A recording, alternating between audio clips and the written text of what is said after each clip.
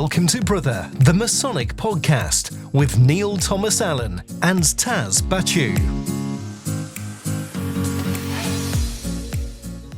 Okay, so we're going to give you a little bit of a Brother extra now in between full-on Brother episodes. And this one is something that I thought was something that was very much worth bringing up. So Mental Health Awareness Week came and went a couple of weeks back. And something that I found particularly interesting was that on the UGLE's Twitter, throughout the whole week, they only made one tweet about it. And it was basically that the grand caretaker, or whoever it was, had done some training course on mental health awareness. And considering, as we now know, mental health and, suicide is the largest killer of men under 40 in the UK. Mm-hmm. I found it really disappointing that UGLE could only put out one tweet that someone who works for them has now done a course on mental health. Is that really enough? It's exactly my point, which is why I thought it was worth a Brother Extra episode for us just to work out, being one of the largest organisations and one of the largest communities of men in the country, let's be fair, is there something that we can do as Freemasons, something we could be doing more to actually help out and stop this problem that, it is the biggest, suicide is the biggest killer of men under 40 in the UK. I think, because it's a Brother Extra, it's a bit of a shit show, really, from UGLE. I think every other organisation out there, including a lot of the armed forces, a lot of professional membership bodies, a lot of kind of groups were tweeting the hashtag, it's okay to not be okay. And even something like that from UGLE and looking at kind of the Mental Health Awareness Week, the Mental Health Awareness Charity, and maybe linking in with them, it would have been a good thing to do. I think it's great that the Grand Caretaker has done a course. Oh, is this meant to be the Grand Mentor? Is that what you're talking about? It wasn't the Grand Mentor. Okay, so Taz, carry on. But Josh, can you look that up? The Grand person. Yeah, so let's say the relevant person. Yeah, right? I think that training needs to be disseminated down to almoners, because if somebody's ill, if there's a reason that they can't come to a lodge meeting, the almoner checks in on them. But in reality, and maybe this is my ignorance here, I don't think many almoners probably are aware of the kind of the prevalence and importance of mental health, particularly within younger Freemasons, and I don't really think they know what to say or how to kind of broach that topic. Can I ask why you said particularly young Freemasons?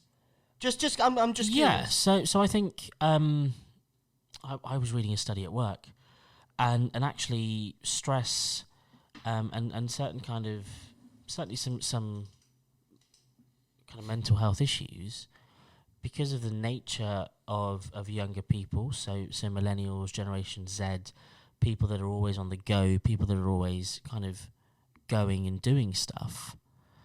From what I read, and you put me on the spot a little bit here because I don't have the article in front of me, but there seems a higher percentage and a higher proportion of Freemasons. Well, I say Freemasons, that's actually just a load of bollocks.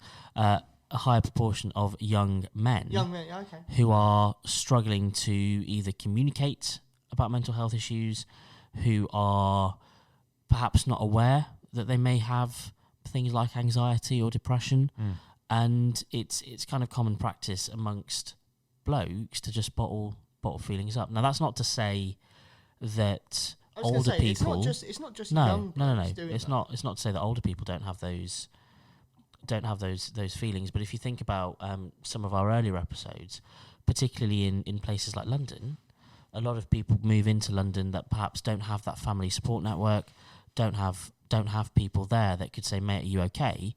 And Freemasonry perhaps is their only friendship group. And actually having that kind of notion of it's okay to not be okay, you can speak to these people in your lodge, for particularly those young people that move into London for work, even those older people that move into London for work, I think that's a strong thing that we can do. So that's kind of the thought process and the background around that. So first and foremost, I've got the tweet. So it was on the 15th of May. and this is the only tweet that that UGLE put out, even acknowledging Mental Health Awareness Week. So it said, to mark hashtag Mental Health Awareness Week, here's Director of Maintenance Mark Kennedy, who recently completed mental health awareness training. Director of Maintenance. In Mark's own words, quote, "It gave me a good overview of what to look for in others in terms of signs, and I came away more self-aware, hashtag Freemasons." And it's just a picture of this bloke who is the Director of Maintenance. That was all that UGLE put out. All right, so it's worth now, basically, and I'm going to put you on the spot. Sorry, mate. We are joined now by someone from our collective lodge, and actually Taz's housemate, Joe. So, Joe, how you doing, mate? Welcome. Well. It's your podcast debut, isn't it? Your brother debut. Yeah, thanks for welcoming me on. Yeah. So He's a podcast virgin. he's a podcast virgin. So you've moved to London. Yep. So you come outside of London. You've got involved in Freemasonry. Yep. A provincial boy. A provincial boy. You've seen this. Okay, so first of all, where do you think we as Freemasons stand in terms of mental health, and how do we tackle it at the moment? Do you think we're doing enough? So it's interesting you mentioning what UGLE are doing, what almoners are doing, but with mental health, the problems that people face, the ways that people find it difficult to speak to someone, is that it shouldn't just be one person in a lodge. It should be everyone. Yeah. And if you are struggling with mental health, you have issues, you know someone that it is that it can't just be one person that's there for your support network. And it shouldn't just be someone that's actively going out and trying to pursue or trying to help people that have mental health issues. It's a collective acceptance, understanding, knowledge that we should all have. So it's interesting you mentioned that, because this chap from UGLE was a maintenance Director of Maintenance. Director of Maintenance. So what? He keeps the building working. Okay. So you've got a stat that suicide is the biggest killer of men under 40 in the UK. So. Okay, so this is understandably is a bit of a tricky and emotional thing to deal with. Like, if that stat has reached UGLE, okay, and they put out, and you must, I mean, it's brother extra, so we're allowed to drop a curse now and again. Yeah. Like, you put out one fucking tweet, like, what the fuck are you doing? To the best of my knowledge, I don't know of any official almoners courses that have been made, or any awareness, anything filtered down through Grand Lodge to provincial or Met Grand Lodges to almoners to deal with the effects of mental health. And that is a shit show. That's absolutely diabolical. And that's just my first thought process about that. So I've actually done a bit of research and looked at the a website, or the Mental Health Foundation website, mentalhealth.org.uk, and whilst it's a powerful statistic that there's a higher rate of suicides in men, if anybody from UGLE is listening, here's a few more. So in England, around 1 in 8 men have a common mental health problem. However, men may be reluctant to seek support for the mental health or disclose mental health problems to loved ones. Sorry, did you say 1 in 8? 1 in 8. Jesus. Okay. In England, men have been found to be less likely to access psychological therapies than women, with males making up only 36% of referrals to increasing access to psychological therapies.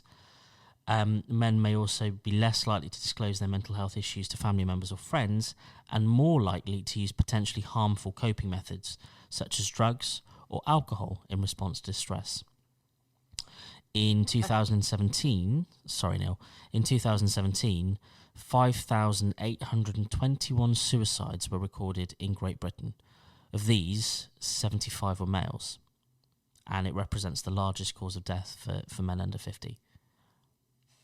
Wow. So, if we're going off of the fact that it is as prevalent as it quite clearly is, by the way, what on earth are we doing about it at lodge level? Because, I mean, I'm going to use an example, and I'm sure he won't mind at all. We have had someone in our lodge that, unfortunately, is going through one of the most awful times with his partner, who, you know, has had stage 4 cancer for a long time, and it's quite clearly taking its toll on him. You can see that. And you know, he says to us all a lot that he finds it, you know, morally and emotionally difficult to come to lodge meetings, and that his wife, who's going through this humongous tough time, is forcing him out to lodge meetings to get some fresh air, to see some other people, and to not get down in the dumps with it all.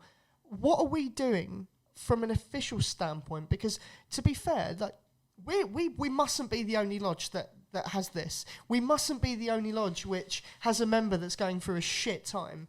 And the fact that, to the best of my knowledge, and I'll be the first person to put my hands up and say I'm wrong, if there is an official directive, what are we doing from a mental health perspective to fight this and to counter this? Because at the moment, I don't think we're doing anything enough. I don't think lodges get it, personally. I mean, full disclosure, I have quite bad anxiety.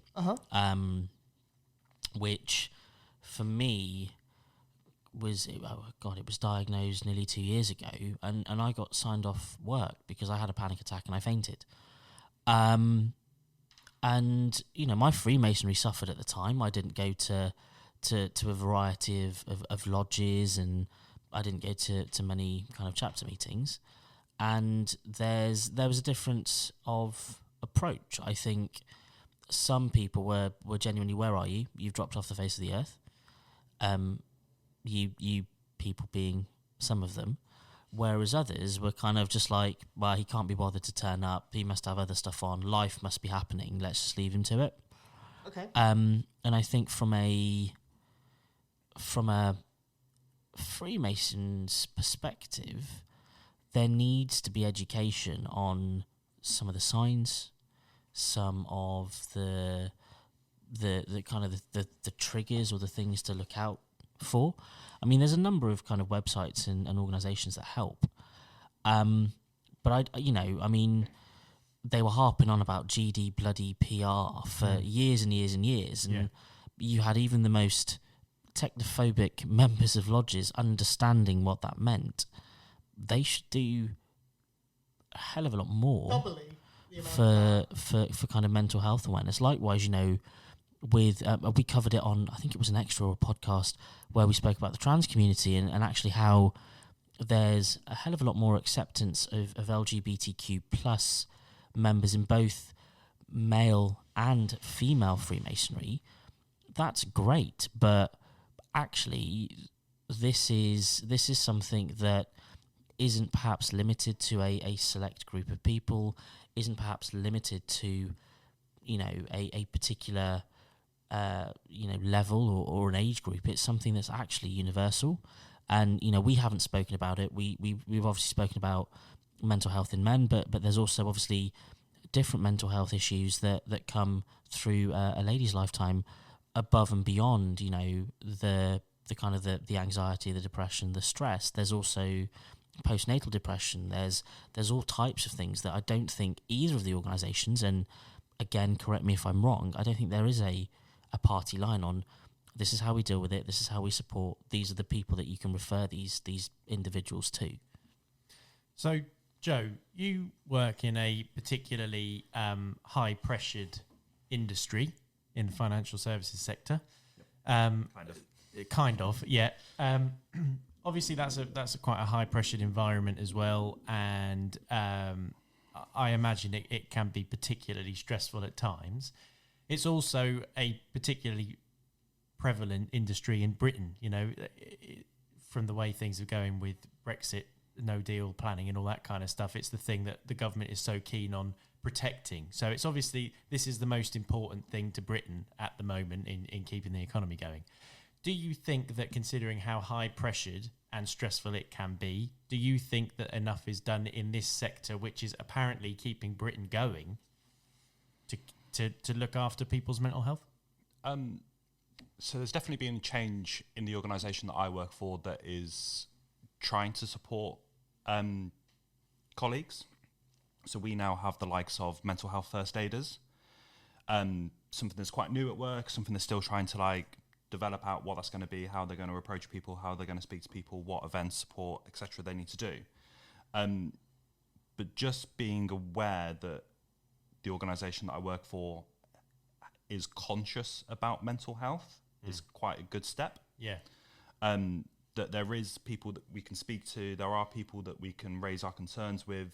And I think that it's kind of twofold, both for something that's happened to you personally, if there's something that with your own mental health, how you're going to be able to carry on with work, support your social life, your personal life, etc. But also, if there is someone that you know that is struggling with mental health, how you can kind of help them. And when we talk about the lodges and what we can do for people in lodges, what lodges can do for its members, it's also what it can do to its members that they can then support other people. Outside of the Masonic community. Because it can be difficult supporting someone with mental health as well as dealing with it yourself. Yeah. So it's more of a growing network that needs to kind of develop through work, masonry, any other form of life, of how you can support and help yourself and others. I think, to be fair, I think the single most simple thing I think we could do at lodge level, this sounds so simple, doesn't it? And when I say it, it sounds so simple, but it just doesn't happen, which is just, if somebody is being a bit quiet, or they're sitting by themselves, or they haven't been to a couple of meetings in a while, reach out to them, ask them if they're all right, ask them what's going on. It's one of these things. It sounds so simple, but it just doesn't happen enough.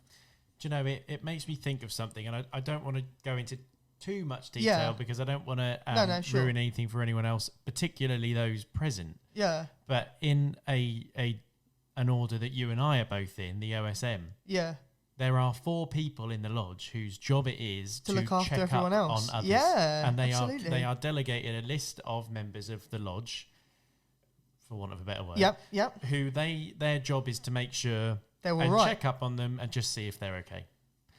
If they need any help, how can we? If you do need some help, how can we be a help? Yeah. And what do we need to do? You know, in a craft lodge, I suppose in theory that role should come down to the almoner. Yep. But I feel like the almoner's role is, through kind of the way that Freemasonry has become. Yeah. It feels like almoners' only jobs is to make sure if someone's ill, they send them flowers, and if someone dies, they send their wife flowers. It feels like that's what almoners do now. That's their only job. Check if a member's ill and he's in hospital, just tell him, I hope you get better. Go and see him. And Give him some grapes. and if he dies, then you send some flowers to his wife. That's it. Now we must say, of course, there are it goes without saying that there will be some almoners that go above and beyond and do an absolutely phenomenal job. And obviously, hats off to you guys. Please keep doing what you're doing. Honestly, like, you pretty much hold lodges together. But I understand that you're talking about the expectation and the culture, right? Yeah. And I think I don't know. I think what I'm talking about are those that aren't almoners, because you might have a particular close relationship with someone that you've brought in as an initiate, which the almoner might not. He might not. He might only see him at said meetings, and he might miss it. You know, your friend who you've just initiated or has been in the lodge. You proposed him, and let's say Taz seconded him. You guys might know him very personally, and the almoner might not. But my point is that, I kind of just want to charge everyone to reach out to people and just, don't be scared of asking if they're okay. And if there's anything you can do, I don't know if you've got something else you want to add, Taz. Sorry.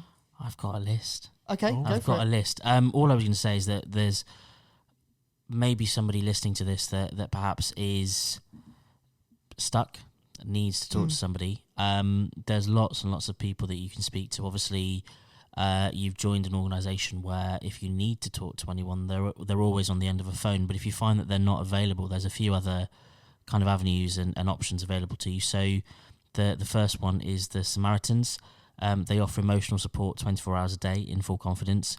You can call them for free on 116 123, or you can email joe@samaritans.org.uk. You can also look at Rethink Mental Illness. They've got an advice and information line. It's open on Monday to Friday between 10 a.m. and 2 p.m. for practical advice on different types of therapy and medication. If you have recognised that you've got a mental illness and you want to actually explore coping mechanisms or ways to kind of deal with that. They also give advice on benefits, debt and money issues. They talk to you about the police, courts and prison and your rights under the Mental Health Act. Their number is 0300 5927. Calls are charged at a local rate. You can also look on Mind, the charity there. They've got an info line on 0300 123 3393. Calls are charged at local rates, but they offer all sorts of advice on kind of mental health problems, where to get help, alternative treatments, advocacy for kind of mental health, as well as giving you legal advice as well. And likewise, there's lots and lots of different websites. I'm not going to list them all, but those are kind of three kind of key pinpoints that I would kind of recommend if you do need to talk and perhaps your support network is not available. There is always someone there to kind of help. Yeah, and if my view is that if we're a true fraternity, true group of friends that know, trust one another, is that we'll be able to understand better than most, sometimes better than work colleagues or friends that you see once every now and then, what behaviours we have, what someone might be doing something differently. You talk about quiet members of the lodge, but that might be truly normal. Yeah, that might be them normally. They're just quiet. But if you see people regularly, sometimes that we see people once every few weeks, months, years, whatever it may be, try and understand if someone's acting differently, behaving in a different way, and that might be a trigger. Not necessarily for you to jump in and say, how are you, what's going on, and attacking them, but trying to understand who they are, how they're acting, and what might be different, what might change. As a reason to just reach out and just ask if they're okay, I guess. Yeah. Absolutely. I think that was a really good Brother Extra. Yeah. I do as well. I'm really glad we had this conversation, and I suppose the reason I wanted to have it, I really hope that there are people at UGLE who are listening to this, and I hope that, I have called you out a little bit, because I'm really disappointed that the best you could do in Mental Health Awareness Week was put one tweet out, and especially when, as we've said, for men under 40 or under 50 or under 45 or whatever the age is, but essentially suicide is the number one cause of death for those people. And we have a very large number of men who fall into that category who are part of this organisation. And so I think that we have a duty as brothers to look after each other. So I hope that someone at UGLE is listening to this, and I hope that they've got a plan to do something, or I hope that this sparks a conversation in UGLE to make something happen, because I think it really needs to.